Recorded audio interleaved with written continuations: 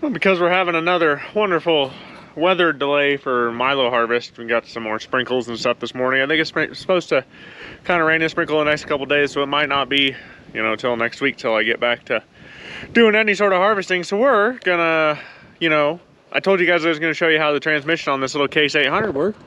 So that's what we're gonna do. I got the Case 800 sitting here and it's looking nice and clean. I got that 930 that came out of Nebraska. The 930 we came home with earlier this week. Yeah, and I can tell you why they had that thing up on blocks, because that tire already went flat. Maybe I should pull it off and go see about getting some air put in it. But back to what we were talking about here, this little Case 800, and I've played with this thing a little bit, and it is a sweet little tractor, and it's actually already sold to a friend of mine. So thank you, Mike. We'll get it down to you here sometime soon, hopefully. But the only real flaw I found with the tractor is that somebody has hot-wired the coil or something. It does not shut off with the switch. So I just unhooked the coil there, because the alternator that's on it actually works. So when you unhook the battery, it stays running because it's charging. But really, really sweet little tractor. A little dirty here. I don't know if the steering gear has leaked a little over time or what. And I haven't messed with making the... it doesn't have power steering, so I don't have to worry about making the power steering work for Mike, so that's nice. Oh man, that turns really hard. Don't know why. Get it flipped on. Man, what did I do there? There it goes. Don't know my own strength. So I got 20% of a tank there. Yeah, that's on. Still have a little under 20% in the tank. Should take it downtown and get it filled. But this thing just starts and runs awesome now that I've been playing with it. Really, truthfully. Give it a little bit of throttle.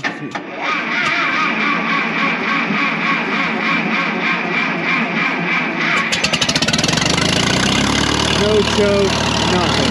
Starter's a little slow, but that's not a big deal.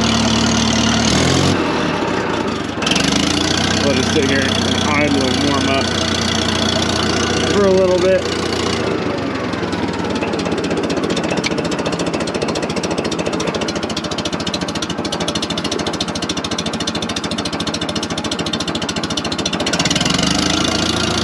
But the oil pressure gauge there is working. I don't know about any of the other gauges. I mean, I've drove around and played with it. I know the tach and the speedometer aren't working. But, you know, this thing's a sweet little tractor. I should really power wash it because I think it would clean up awesome. The hydraulics work. I actually hooked into that Triflex suite and used this tractor to lift it up and drive it down off the trailer. So I do know that stuff works. And while it's warming up here, I also noticed somebody added extensions here to kind of get the seat higher, or whatever was underneath it originally failed. That I don't quite understand, but I mean, it gets your seating position up higher, so that's nice, I guess. Has a different style of seat than the old 930 over there. But yeah, I mean, I've been playing with this thing and kind of driving it around some. I've honestly not checked to see if the PTO works, which it does, so that's wonderful. Yeah, 18430 rubber on the back with the squiggly, kind of squiggly Goodyears. Oh no, this side, let's do different types of tires. Yeah, squiggly Goodyears on this side. Really, the tires aren't matched, but they're both very good 18430s, which are expensive to get. The front tires are kind of bad, but not a big deal. You can tell the heads have been off of it, but they're not horned anymore. So somebody had the heads off this thing at some point in time. Not that that's a major deal to me or Mike, the guy that bought it. But the muffler is starting to rot out. It's getting loud. But that's kind of whatever. But it's probably warmed up enough now. Now this is a Case O Matic transmission. And you know, a lot like the Oliver tractors that have a double neutral or like a double H pattern. Dang. What am I doing here?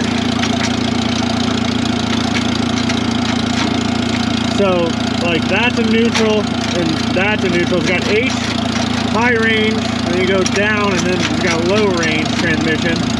We'll go low, and then it's 1, 2, maybe 3, 4. And then you jump over for reverse. Then if you can do the same, you jump up in high range, and it's got the same gear set in high range there. But these Case O Matic are kind of made to run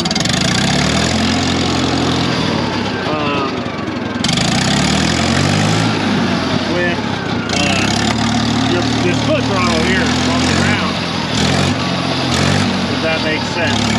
So you kind of put them in whatever gear you want. We'll shove it in 4th there. You let out on the clutch, and then so it'll pretty much start from a stop in any gear. So I can go over here and put it in high range, and it's got a torque converter in it just like an automatic transmission. You just let off the clutch there, which that's really just a dump pedal. The torque converter grabs and takes you up to speed, and then you just idle her up to wherever you want to do. And when you get up to speed, you just throw that's your lockup, and then you're moving. So if you get to a tough spot in the field, you just hit that, and it'll help you pull through. And once you get through the tough spot, you just hit the lockup again.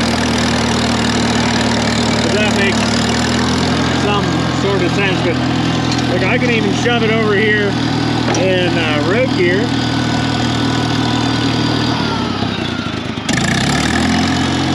And let out. You get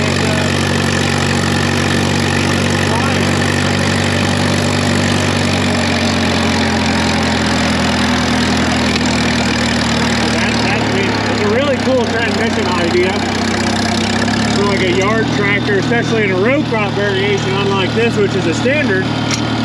Really gives you some flexibility for getting around, and it lets you creep. Be pretty good for loader work too, because you just be on and off throttle with your feet, save some hand work too. But these are really slick little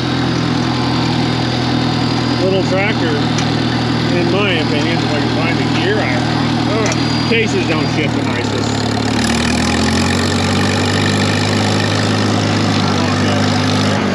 See, kind of cool. You know, for like doing actual field tillage and stuff like that, you'd be in lockup all the time unless you were lugging down or spinning or something like that. So you kind of have to think about that side of things a little. But you got foot throttle, lockup, and two remotes over here. I assume that'd be for your fuel gauge, which obviously this doesn't have a fuel gauge because it's propane. But that's kind of the gist of the whole Case O Matic situation. Kind of cool. It's a really cool little tractor. Kind of a cool concept that you still run into, sort of, but it's kind of died off today.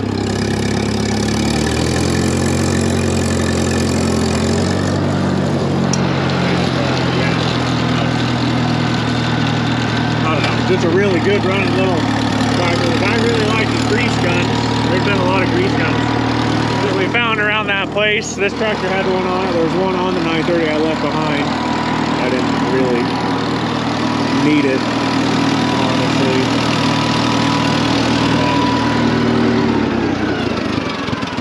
So this sits here in putters, which is really cool. And I got filters ordered for it so I can service it before I take it to Mike. And I'm going to try to have it washed up for him.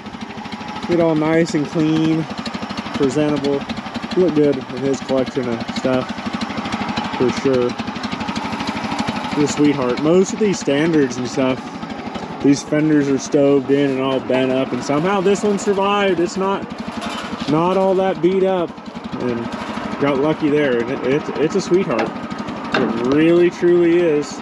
You just don't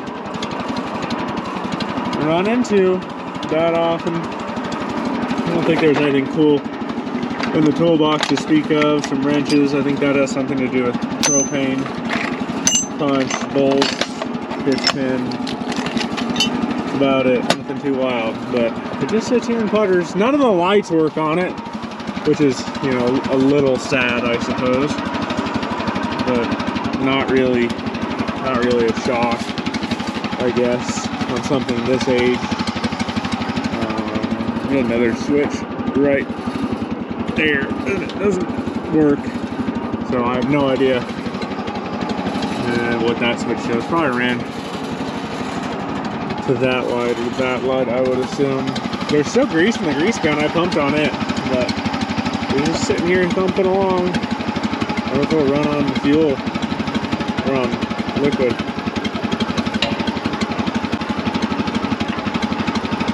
Yeah, looks like it's going to. It'll sit here and run on.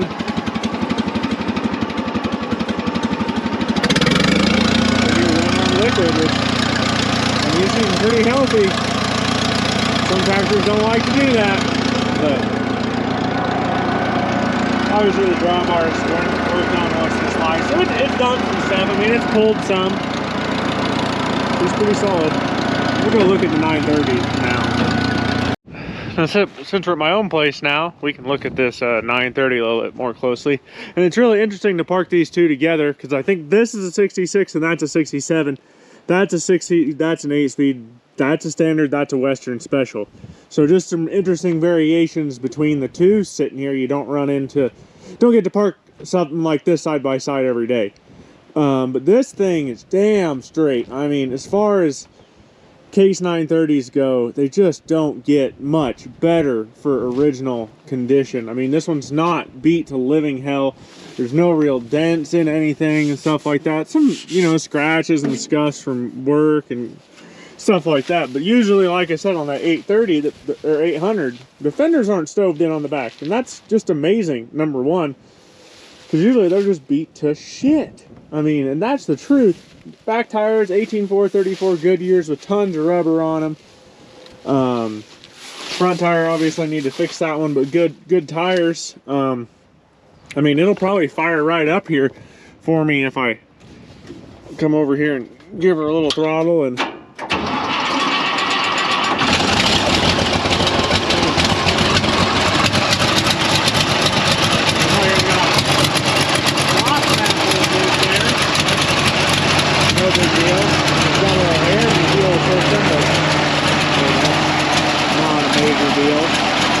fired up great there.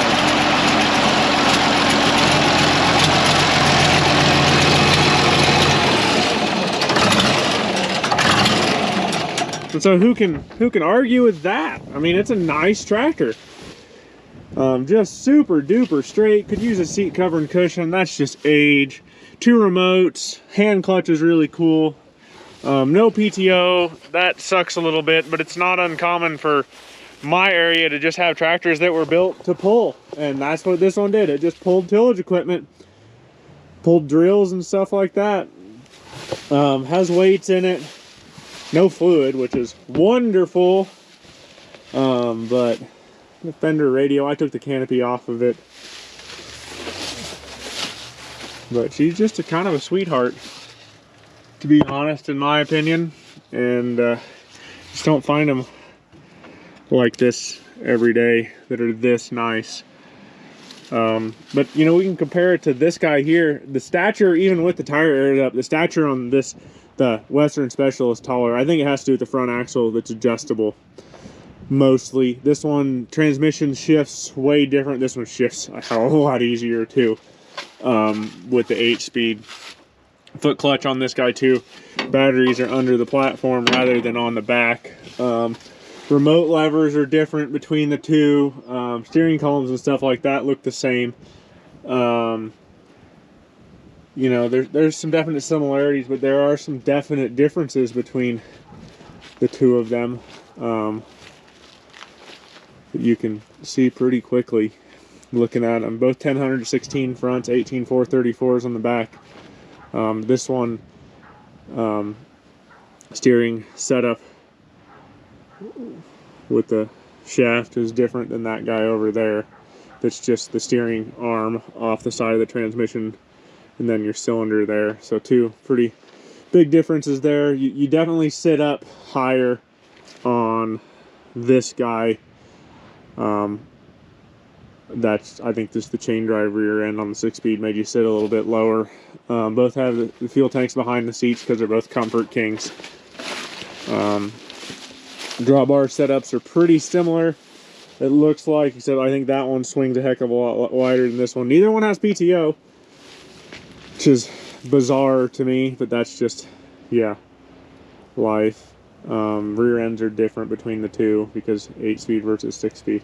But still pretty similar tractors, but still very different, and cool to have them both sitting here together to compare. And if you see over there in the background, there's something big and tall we need to go look at here in a second. But yeah, just, you know, I'm really tickled with this 930 here. It is just a sweetheart of a tractor that I'm pretty lucky to have found. Big thanks to Kyle and Clark for helping me get a hold of this guy.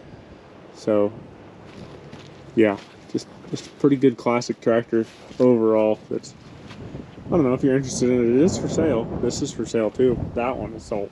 So yeah, we're gonna go look at one more tractor here.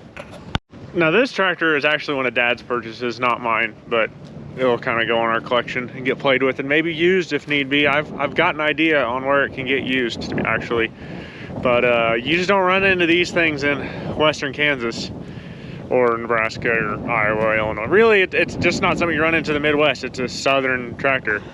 It's a high crop International 706, high clear 706 diesel. And it's got the badges there on it. And yeah, it's truly a high clear diesel, high clear. So that I mean, it's no lying there, DHC high clear. So that's really cool. Looks like they've had the front end off and put a lot of new parts in it. So that's really good. 10-hole front weight bracket on it. The back end, well, the front end's got these tall 24-inch front tires that make it sit a little funny. Be better on like 20-inch, I think, maybe. The back end's got 18-438s that are just dual rims dished in, and I think they did that so they could get it on 30-inch centers, would be my guess. I don't think you could get one of these down to 30-inch centers on, if you had like a normal cast centers. I think it's like 36 or 34 as narrow as you can go. A 3-point, we do have the drawbar for it. I think they probably took it off just because it would be in the way if they were using it. It's a one remote tractor. Does have a PTO in it. So kind of cool there. The fenders here aren't original for the tractor. Those are 504 or 656 fenders. Maybe even like H or 560 fenders with funny clamps welded onto them, but guy could swap those out pretty easy. A lot of the sheet metal here, it's kind of mismatched too, but I have whole nother set of sheet metal a guy could put on that probably matches this a lot better. Single 12-volt battery.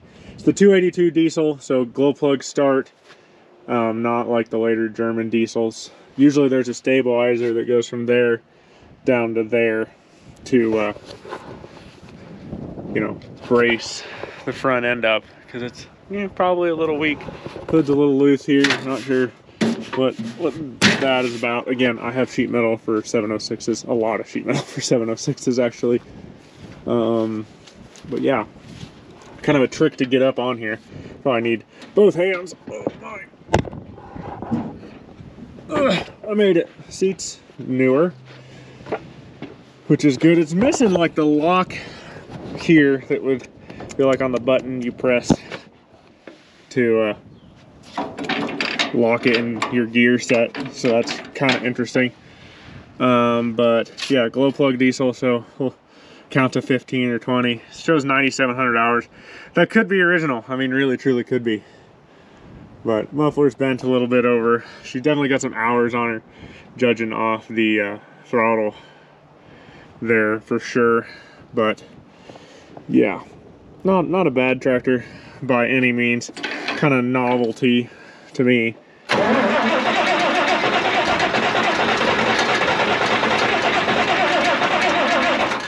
We'll go plug.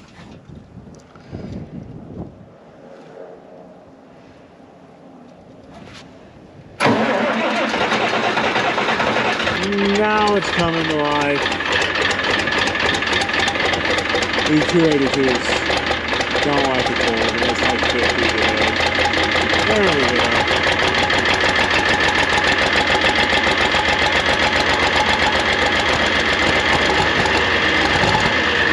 All the glow plugs. It's like the old 735 straight. And really, like, you think you'd feel like you're a long way up here, but I drive a Steiger and my combines have been driving sit up about this high, so I don't know. I think the MZB pump is weak because you kind of got to pump the brakes and steering and get some hydraulic fluid flowing. Like I said, I think the MCB pumps were weak. I had to pump the brakes and play with it for a while. It might be a little low on oil too, but yeah, I mean, you sit up here kind of high, but I don't feel unstable at all. It seems to run pretty good. Definitely a novelty of the tractor. We were still flood irrigating next year. We'd get like a 4 or 8 row ditcher and put on this thing, but we have one. But those circumstances are changing quickly. So, yeah.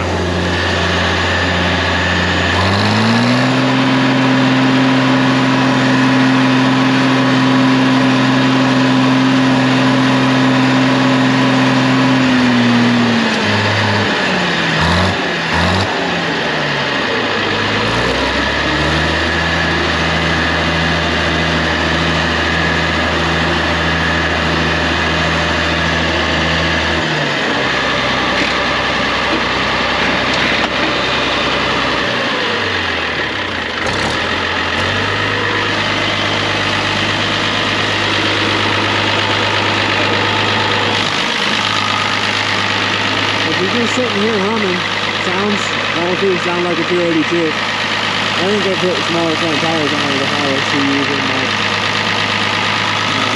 Just a little blow by, nothing loud. Looks like we got a leak of some sort off the back of the head.